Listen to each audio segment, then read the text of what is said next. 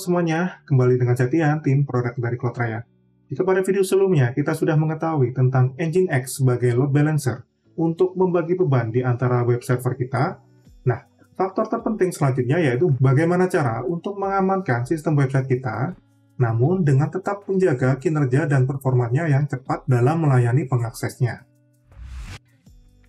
Dalam kasus Nginx Load Balancer tanpa SSL Termination dan SSL Certificate terpasang di server backend, permintaan terenkripsi dari klien hanya akan diteruskan oleh Nginx LB tanpa melakukan dekripsi menuju ke server backend.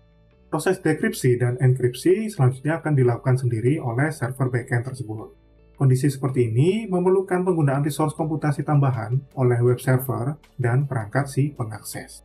Proses ini dapat memakan waktu dan memerlukan penggunaan resource komputasi yang signifikan, terutama jika website menerima banyak koneksi SSL atau TLS pada satu waktu, dan pastinya akan berakibat pada lambatnya kinerja website tersebut.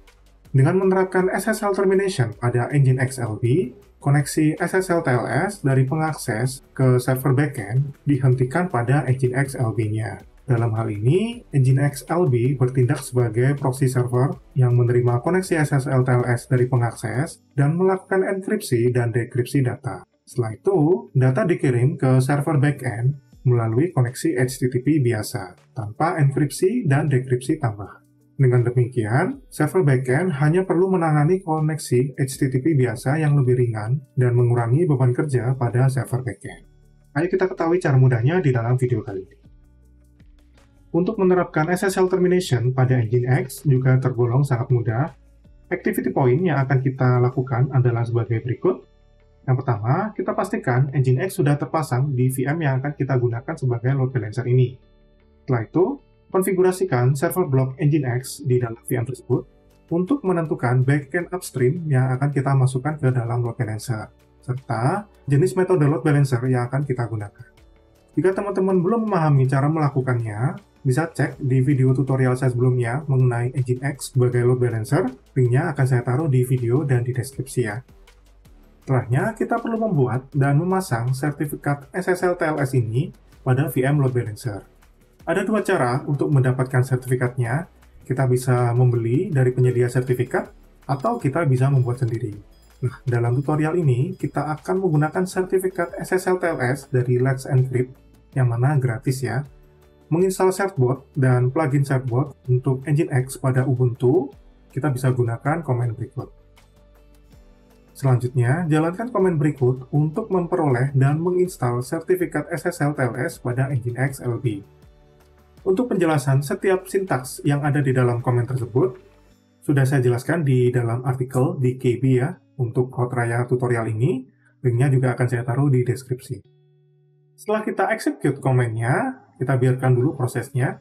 Nah, nanti akan ada proses di mana kita diminta untuk memilih apakah kita ingin menerima email dari EFF terkait news, campaign, dan sebagainya. Jika sudah, teman-teman bisa lihat di mana kita sudah mendapatkan sertifikat TLS secara otomatis ya, dan sudah dikonfigurasi juga untuk kita. Ditandai dengan pesan di layar tersebut.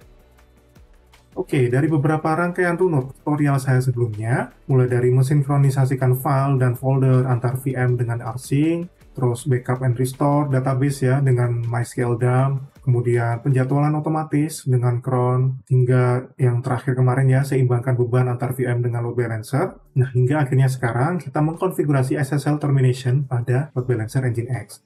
Jadi, ayo kita lihat aja goal yang akan kita buat di tutorial kali ini.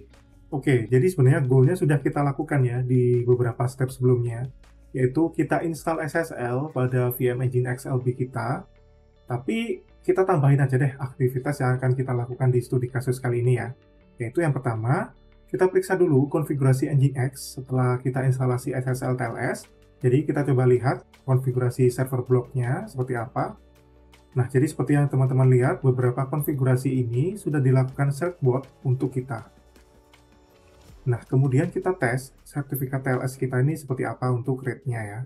Pada konfigurasi tadi, kita kan sudah mengaktifkan opsi HSTS ya, atau HSTS, di mana secara sepintas, opsi tersebut berguna untuk memaksa pengakses website kita untuk selalu terhubung melalui HTTPS atau HTTPS. Nah, untuk memastikan apakah konfigurasi HSTS ini sudah berjalan, kita kunjungi sslabs.com untuk melakukan pengujian sertifikat dan konfigurasi SSL TLS kita. Kita tunggu dulu prosesnya. Nah, dengan mengaktifkan SSTS, seharusnya kita akan mendapatkan nilai A+ ya di sini.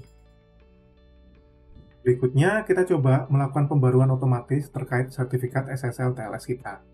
Nah, untuk memperbarui sertifikat Let's Encrypt ini secara otomatis, kita dapat memanfaatkan tool cron yang sebelumnya kita sudah bahas ya, untuk menjadwalkannya sesuai dengan keinginan kita. Pertama-tama, kita masuk dan edit ke file cron tab kita di VM Nginx LB-nya.